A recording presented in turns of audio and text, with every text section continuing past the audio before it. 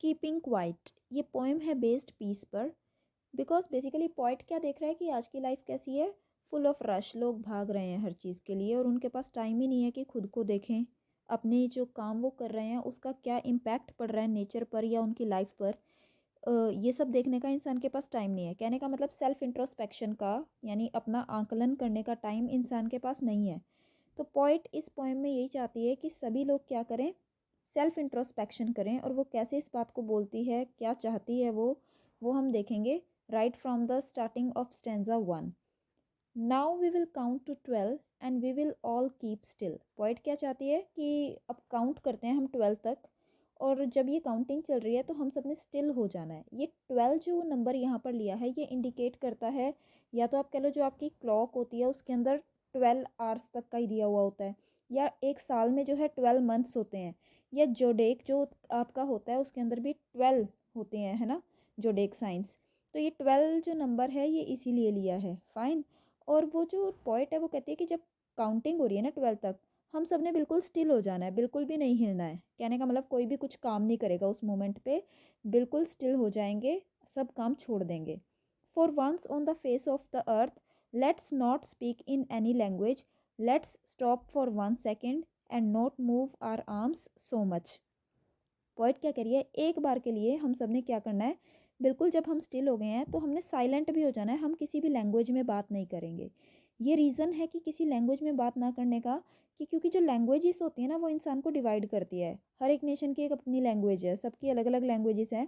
सबसे पहला डिफरेंस आ जाता है लैंग्वेज की वजह से ही। तो वो पॉइंट कहती है कि कोई भी जो है ना किसी भी लैंग्वेज में बात नहीं करेगा। जब कोई किसी लैंग्वेज में बात ही नहीं करेगा तो उन लोगों के पास कोई टॉपिक ही नहीं होगा, कोई मुद्दा ही नहीं होगा लड़ने का या कोई भेदभाव करने का। लैंग्वेज जो है वो डिपिक्ट कर रही है वो डिफरेंस, है ना। और वो कह रही है लेट्स स्टॉप फॉर 1 सेकेंड, कि कम से कम 1 सेकंड के लिए आप बिल्कुल रुक जाइए और अपने जो आर्म्स हैं उसको नहीं मूव करना है। आर्म्स जो वर्ड है ना, यहाँ दो चीज़ें रिप्रेजेंट कर रहा है। एक तो आर्म्स, आपकी जो बॉडी पार्ट है आर्म्स, उनको आप मूव नहीं करेंगे तो कोई काम नहीं होगा। दूसरा यहाँ पर आर्म्स किसको रिप्रेजेंट कर रहा है, आर्म्स जो होते हैं जैसे हथियार वगैरह जो आर्मी वालों के होते हैं, एम्यूनिशंस जितने भी हैं उन सबको भी यहाँ पर रिप्रेजेंट कर रहे हैं। तो पॉइंट क्या चाह रही है, एक ऐसी मूवमेंट क्रिएट करें जिसमें कोई भी कोई काम नहीं कर रहा है, सब स्टिल हो जाएं, कोई कोई लैंग्वेज में बात भी ना करे। ठीक है। अब यहाँ पोइटिक डिवाइसेस कौन कौन से हैं, सबसे पहले आपका दिया एलिट्रेशन। देखिए word we will first line में भी सेकंड लाइन में भी, तो वी विल डब्ल्यू साउंड यहाँ पर आपको क्लियरली नज़र आ रही है। देन लास्ट सेकंड लाइन पे आते हैं, let's stop for 1 second, S S sound आपको दिखाई दे रही है। ठीक है। देन एंजैम्बमेंट, फर्स्ट लाइन देखिए, now we will count to 12 and we will all keep still. ये पूरी एक लाइन है जो दो में ब्रेक करके दी है, तो एंजैम्बमेंट है। देन एनाफोरा, देखिए जरा, let's not speak, then next उससे भी लाइन कैसे, लेट्स स्टॉप फॉर 1 सेकेंड। तो ये दोनों लाइन लेट्स से स्टार्ट हो रही है, तो यहाँ एनाफोरा है। देन रेपिटेशन, वी विल जो वर्ड है वो 2 बार आया, फर्स्ट लाइन में भी सेकंड लाइन में भी, तो यहाँ रेपिटेशन भी है। Second stanza says, it would be an exotic moment. Without rush, without engines, we would all be together in a sudden strangeness. Now, poet says कि जब सब साइलेंट हो जाएंगे, स्टिल हो जाएंगे, कोई किसी लैंग्वेज में बात नहीं करेगा, तो वो एक एग्जॉटिक मूवमेंट होगी, एक डिफरेंट मूवमेंट, ऐसी मूवमेंट जो ऐसे कभी क्रिएट नहीं हुई पहले, स्ट्रेंज काइंड ऑफ मूवमेंट होगी। उसमें ना कोई रश होगा, रश भगदड़, ठीक है, किसी तरह की भागदौड़ नहीं है। विदाउट इंजन्स, कोई व्हीकल यहाँ से वहाँ नहीं जाएगा। ठीक है। We would all be together in a sudden strangeness, अब सब जो है एक कॉमन काम कर रहे हैं, सब साइलेंट हैं, सब बिल्कुल कोई मूवमेंट नहीं कर रहे हैं, तो इस तरह से हम सब जो हैं एक अजीब सी मूवमेंट में होंगे जिसमें सडन स्ट्रेंजनेस होगी, बिल्कुल अजीब होगा, अलग सी मूवमेंट होगी जो कभी किसी ने पहले एक्सपीरियंस नहीं करी है। Fisherman in the cold sea would not harm whales, तो जो फिशरमैन हैं, जो मछुआरे हैं, वो सी में जाकर वेल्स को हार्म नहीं करेंगे। रीज़न बिंग, क्योंकि कोई कुछ काम नहीं कर रहा तो फिशरमैन भी कोई काम नहीं करेंगे और वो वेल्स को जाकर भी हार्म नहीं करेंगे। And the man gathering salt would look at his hurt hands, जो लोग सॉल्ट को गैदर करते हैं वो भी अपने हर्ट हैंड्स को देखने का टाइम उन्हें मिलेगा। वो देख सकेंगे कि जो वो काम करते हैं उससे कैसे उनके जो हाथ हैं वो ज़ख्मी हो गए हैं। ठीक है। तो कहने का मतलब सबके पास सेल्फ इंट्रोस्पेक्शन का टाइम होगा, अपने कामों को वो देखेंगे कि उनके कामों का क्या रिजल्ट पड़ रहा है। जो मैन साल्ट गैदर करते हैं उनके पास टाइम नहीं होता कि वो खुद को देखें कि ये काम करने से उनके साथ क्या हो रहा है। They are so busy in their work, है ना। लेकिन जैसे ही ऐसी स्ट्रेंज मूवमेंट होगी, ऐसी एग्जॉटिक मूवमेंट होगी, लोगों को टाइम मिलेगा, नेचर पे हार्म नहीं होगा। यहाँ फिशरमैन जो है वेल्स को हार्म कर रहे हैं, एक तरह मैन जो है नेचर को हार्म कर रहा है ना। लेकिन जैसे ही उसको ऐसी मूवमेंट मिलेगी जिसमें उसने कोई काम नहीं करना है, तो उस टाइम पे वो नेचर को भी हार्म नहीं करेगा, क्योंकि वो वेल्स को हार्म नहीं करेगा। और ख़ुद को भी वो देख पाएगा कि कैसे सॉल्ट गैदर करने के चक्कर में वो अपने हाथों को जो हर्ट कर रहा है उनकी क्या हालत हो रही है, वो सब देख पाएंगे। तो it will be a strange movement. यहाँ पोएटिक डिवाइसेस हम देख लेते हैं। सबसे पहले जो है यहाँ पर आ रही है रिपीटेशन। विदाउट वर्ड को अगर हम देखें, बार बार रिपीट हो रहा है, without rush, without engines. And then alliteration. Alliteration अगर हम देखें, एक तो वी वुड, ठीक है, थर्ड लाइन में। देन फोर्थ लाइन में आ जाता है sudden strangeness. Then last line में भी आ जाता है हिज हर्ट हैंड्स। तो यहाँ पर 3 एग्जाम्पल आपको नज़र आ रहे हैं एलिट्रेशन के। और एंजेम्बोमेंट तो क्लियर ही नज़र आ रही है। फर्स्ट लाइन देखिए, it would be an exotic moment without rush, without engines, तो ये एक ही लाइन है। सडन स्ट्रेंजनेस तक एक ही लाइन चली आ रही है। फिर फिशरमैन से लेकर लास्ट तक हर्ट हैंड्स तक ये भी एक ही लाइन है जो ब्रेक करके दी हुई है पार्ट्स में। तो यहाँ पर भी एंजेम्बोमेंट है। Those who prepare green wars, wars with gas, wars with fire, victory with no survivors, would put on clean clothes and walk about with their brothers in the shade doing nothing. अब क्या कहते हैं, green Wars क्या है? Green Wars represent कर रहे हैं जैसे कि डिफॉरेस्टेशन, फॉरेस्ट वगैरह को जो ह्यूमन हार्म कर रहे हैं, ठीक है। एक तो वो लोग जो ग्रीनरी नेचर को हार्म कर रहे हैं वो भी रुक जाएंगे, उन्हें ये काम नहीं करना होगा, तो नेचर पे उसका इम्पैक्ट नहीं होगा, नेचर भी थोड़ा सेव होगा। Then wars with gas, wars with fire, ये जो आर्मीज होती हैं, जो एक नेशन दूसरे नेशन से लड़ता है, हथियारों से वो लड़ते हैं, वो लोग भी है जो वॉर नहीं करेंगे, क्योंकि जब वो लोग लड़ते हैं, विक्ट्री विद नो सर्वाइवर्स, दो नेशंस जब लड़ते हैं उनमें से कोई एक जो होता है उसकी विक्ट्री होती है, कोई एक नेशन जीतता है, लेकिन विद नो सर्वाइवर्स। वॉर किस कोस्ट पे हम जीतते हैं कि इतने सारे लोग जो हैं वो मर जाते हैं, तो सर्वाइवर्स तो बचे नहीं, पर विक्ट्री है। पर ये किसी काम की विक्ट्री नहीं है, क्योंकि जब इंसान मर ही गया तो उसमें कोई जीत तो नहीं है। तो अब ऐसे लोग जो नेचर को हार्म कर रहे हैं, जो एक नेशन दूसरे नेशन से लड़ाई कर रहा है और सर्वाइवल किसी का हो नहीं रहा उस वॉर के बीच में, would put on clean clothes. अब उन्हें भी एक मौका मिलेगा कि वो अपने ये जो मैले कपड़े हैं उसको उतार कर साफ़ कपड़े पहने। कहने का मतलब मैले कपड़े कैसे हो गए, क्योंकि एक पर्सन ने दूसरे पर्सन को जब किल किया तो उसके जो क्लोथ्स हैं वो सिन से भर चुके हैं, ठीक है। अब एक तरह उसके पास मौका है, जब वो एक साइलेंट मोमेंट में होगा तो वो अपने उस सिन को छोड़कर क्लीन क्लोथ्स पहन ले, अच्छे क्लोथ्स पहन ले, जिसके अंदर यूनिटी हो विद द वर्ल्ड, यूनिटी हो विद अदर पीपल, ठीक है, लड़ाई झगड़े ना हो। And walk about with their brothers. अब वो जो है अपने भाइयों के साथ मिलकर चलें। भाई कौन है? वो लोग जिनसे वो पहले लड़ रहा है, वॉर्स वगैरह कर रहे हैं, यानी एक नेशन दूसरे नेशन को अपना दुश्मन मानता है, बट एक्चुअली पोएट के अकॉर्डिंग सभी ब्रदर्स हैं, ठीक है। तो जब वो उनके पास टाइम होगा कि वो ये लड़ाइयाँ छोड़ दें, युद्ध ना करें, ठीक है, तो उस टाइम पे उनके पास मौका है कि वो साफ़ कपड़े पहने, एक साथ एक जैसे हो जाएं, कॉमन शेड में चलें, सभी के सभी, सभी एक दूसरे को ब्रदर्स माने, ठीक है, इन शेड डूइंग नथिंग। और उस मोमेंट में उन्होंने कुछ नहीं करना है, ठीक है। They have to be at piece.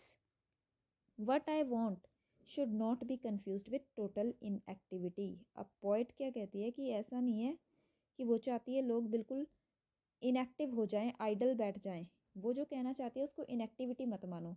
वो सिर्फ एक ऐसी मूवमेंट चाहती है कि जिसमें लोग सेल्फ इंट्रोस्पेक्ट करें, जो भी वो कर रहे हैं उसका नेचर पे क्या इम्पैक्ट पड़ रहा है, हमारे वर्ल्ड पे क्या इम्पैक्ट पड़ रहा है, उसको उसका आकलन करना है, ठीक है। ये नहीं है कि आप लोग फ्री बैठ गए हो। Life is what it is about. Poet क्या कहते हैं, क्योंकि लाइफ तो तभी बनती है जब एक्टिविटी हो लाइफ में। ये मतलब नहीं है कि आप बिल्कुल आइडल होके बैठ जाओ। वो सिर्फ क्या चाहती है, I want no truck with death. अब जब वॉर्स होते हैं, इतने सारे लोग मरते हैं, तो जब क्या होता है कि ट्रक्स जो है डेड बॉडी से भरे हुए एक नेशन के दूसरे नेशन को जा रहे हैं, ठीक है, तो डेड बॉडीज आ रही हैं, तो वो सब उसे नहीं चाहिए। उसको सिर्फ चाहिए कि आप पीसफुली रहें, और ये चाहिए कि आप जो भी कर रहे हैं उसको थोड़ा सा इंट्रोस्पेक्ट करिए कि क्या आप जो कर रहे हैं इट इज़ राइट और इज़ इट रॉन्ग। जो भी हो वो पीसफुल होना चाहिए। तो पोएटिक डिवाइसेस जो यहाँ पर है, आता है आपका एलिट्रेशन। एलिट्रेशन कैसे है? सेकंड लाइन में देखो, wars with, W sound. Then आती है रिपीटेशन, फर्स्ट और सेकंड लाइन में बार बार आ रहा है वॉर्स वॉर्स, है ना, तो यहाँ पर वॉर्स विद की भी रिपीटेशन बार बार हो रही है। देन एंजेम्बमेंट, एंजेम्बमेंट तो आप देख ही सकते हो, एक ही लाइन का ब्रेक होकर लिखा जाना, जैसे कि ये लाइन आती है what I want should not be confuse with total inactivity, एक ही लाइन को ब्रेक करके लिखा है। सो यहाँ पर आपको एंजेम्बमेंट भी क्लियरली नज़र आ रही है। Stanza 4, if we were not so single minded about keeping our lives moving, and for once could perhaps a huge silence might interrupt this sadness of never understanding ourselves and of threatening ourselves with death। Point क्या कह रही है कि अगर हम इतने single minded ना होते, मतलब हमारा दिमाग जो है बस इसी बात पे फोकस्ड ना होता जिसमें हम थोड़े सेल्फिश हैं, अपनी ही लाइफ को आगे मूव करने के लिए, एक दूसरे से आगे भागने के लिए एक मैड रश में चले जा रहे हैं, और एक मोमेंट के लिए हम ये कोशिश करते हैं कि चलो एक साइलेंस क्रिएट किया जाए, एक एग्जॉटिक मोमेंट बनाई जाए, तो हो सकता है ये जो सैडनेस है हमारी, सैडनेस किस वजह से है कि हम खुद को नहीं समझ पा रहे हैं, हमारी लाइफ में पीस नहीं है। हम वैसे तो मैड रश में लगे हुए हैं कि सब कुछ अचीव कर लें, एक दूसरे से आगे चले जाएं, अगर आज मेरे पास ये चीज़ है तो नेक्स्ट चीज़ ये पालें, इस तरह की जो रश में हम चले जा रहे हैं, इससे हमारे को हैप्पीनेस तो नहीं मिल रही है तो सैडनेस ही है, क्योंकि हम कुछ भी अचीव कर लें हमें ऐसा लगता है कम है, वी आर जस्ट रनिंग, आगे आगे भागते जा रहे हैं, बट हैप्पीनेस जो है, जो लाइफ में हमें मिल गया है, उसको एंजॉय नहीं कर पा रहे, और नियरली हम क्या कर रहे हैं, अपने आप को थ्रेटन भी कर रहे हैं विद डेथ। कैसे कि हम जो है मोमेंट को तो जी नहीं रहे हैं, आगे आगे भागे जा रहे हैं, और ऑब्वियसली जब आप आगे आगे जा रहे हो तो आपकी एज भी हो रही है, आप डेथ की तरफ भी प्रोग्रेस कर रहे हो, तो जो कुछ लाइफ में अचीव कर रहे हो उसको तो आप इंजॉय नहीं कर रहे हो, आप आगे भागे जा रहे हो, तो जिस किसी भी चीज़ की वैल्यू नहीं है लाइफ में। रीज़न यही है कि हम अपने आप को बस आगे रश में लगाए हुए हैं, मैड रश में। तो अगर एक ह्यूज मोमेंट ऑफ साइलेंस हमारे पास आ जाएगी, तो हो सकता है इससे जो हमारी सैडनेस है ना, ये वो ख़त्म हो जाए, और एक न्यू ह्यूमैनिटी का ही बर्थ हो, जिसके कारण जिसमें सब जो है उस साइलेंट मोमेंट के बाद सेल्फ इंट्रोस्पेक्ट करने के बाद अपनी लाइफ को इंजॉय कर रहे हो, क्योंकि अभी तो हम डेथ की तरफ तो आगे बढ़ते जा रहे हैं, मैड रश में भी लगे हुए हैं, लेकिन जो कुछ अचीव कर लिया उसमें से कुछ भी इंजॉय नहीं कर पा रहे हैं। तो यहाँ जो पोएटिक डिवाइसेस है, एलिट्रेशन आ रहा है फर्स्ट लाइन में, अगर आप देखो वीवर, डब्ल्यू साउंड आपको यहाँ है, एंड एंजेम्बमेंट फर्स्ट लाइन ही देखो, इफ़ वीवर से लेके मूविंग तक ब्रेक हुई हुई है, देन नीचे भी माइट इंटरप्ट से लेके डेथ तक ब्रेक हो रखी है, तो एंजेम्बमेंट भी क्लियरली नज़र आ रहा है। We are now on the last stanza, perhaps the earth can teach us. अब देखो, अभी हम लास्ट स्टेंजा में देख के आए हैं कि हम मैड रश में लगे हुए हैं, तो जो कुछ अचीव कर लेते हैं उसको नहीं एंजॉय करते, बट सैड रहते हैं कि हमें आगे ये चीज़ भी पानी थी, ये रह गई है, तो आगे भागते रहते हैं। तो वो पॉइंट क्या कह रहा है, perhaps the earth can teach us, कि शायद अर्थ हमें सिखा सकती है, as when everything seems dead and later proves to be alive. मतलब जब सब कुछ डेड नज़र आता है, बाद में सब कुछ जो है फिर वो अलाइव लगने लगता है। क्या कहना चाहता है एक्चुअली पोएट, अब जैसे अगर आप अर्थ को देखें, सीजन्स को देखें, विंटर या ऑटम सीज़न आता है तो सारी लीव्स फॉल कर जाती हैं, सारा नेचर साइलेंट हो जाता है, ठीक है, लेकिन जैसे स्प्रिंग आता है, सारा जो एटमॉस्फेयर है ग्रीनरी से भर जाता है, फ्लावर्स से भर जाता है। तो जब विंटर जो है बिल्कुल ऐसा लगता है कि डेड हो गया सब कुछ, लेकिन जैसे स्प्रिंग आया दोबारा से सब कुछ अलाइव हो गया। तो अब जब अर्थ ऐसा ट्रांसफॉर्मेशन करती रहती है, चेंज जो है आता रहता है, मतलब एक सैडनेस के बाद हैप्पीनेस आती रहती है, तो ह्यूमन बींग्स को भी जब एक ऐसी मोमेंट मिलेगी जिसमें वो सब शांत हो जाएंगे, सेल्फ इंट्रोस्पेक्ट करेंगे, तो जो लाइफ में सैडनेस है ना, वो ख़त्म होगी, और इस मोमेंट के बाद जब दोबारा से ह्यूमन बींग जो है आगे बढ़ेंगे, तो वो एक हैप्पी लाइफ के साथ बढ़ेंगे, क्योंकि सेल्फ इंट्रोस्पेक्शन के बाद उन्हें पता होगा कि उन्होंने जो कुछ किया है उसको एन्जॉय भी करना है, और उन्होंने जो कुछ किया है उसका इम्पैक्ट नेचर पे क्या पड़ा है, तो इस हिसाब से वो अपने जो काम हैं उनको भी ट्रांसफॉर्म करेंगे, चेंज करेंगे, ठीक है। Now I will count up to 12 and you keep quiet and I will go. अब जो पॉइंट है हमें वो मोमेंट देकर जा रही है, वो क्या कह रही है कि अब मैं 12 तक काउंट कर रही हूँ, अब हम सब जो है चुप रहें, और जो पोइट है वो लीव करेगी, मीन्स पोइट जो है पोइम की एंडिंग कर रही है, और पोइट की एंडिंग में वो हमको क्या देकर जा रही है, वो क्वाइट मोमेंट, जिसमें कि हम सब चुप हो जाएं और सेल्फ इंट्रोस्पेक्ट करें, और उस टाइम पे वो हमें स्पेस देकर यहाँ से लीव हो रही है, ठीक है। So she is giving us a moment to self introspect. सारी पोइम में बस बेसिकली यही है कि अपने जो भी काम हम कर रहे हैं उसको देखें कि उसका क्या पॉजिटिव और क्या नेगेटिव इम्पैक्ट है, देन जो कुछ भी अचीव कर लिया है उसको भी एंजॉय करें, मैड रश में उस चीज़ को ना भूल जाएं, ठीक है, क्योंकि अगर आप ऐसे ही मूव करते रहेंगे तो लाइफ में सैडनेस रहेगी, क्योंकि कभी आप एंजॉय तो कर नहीं रहे हो, हैप्पी नहीं होगे।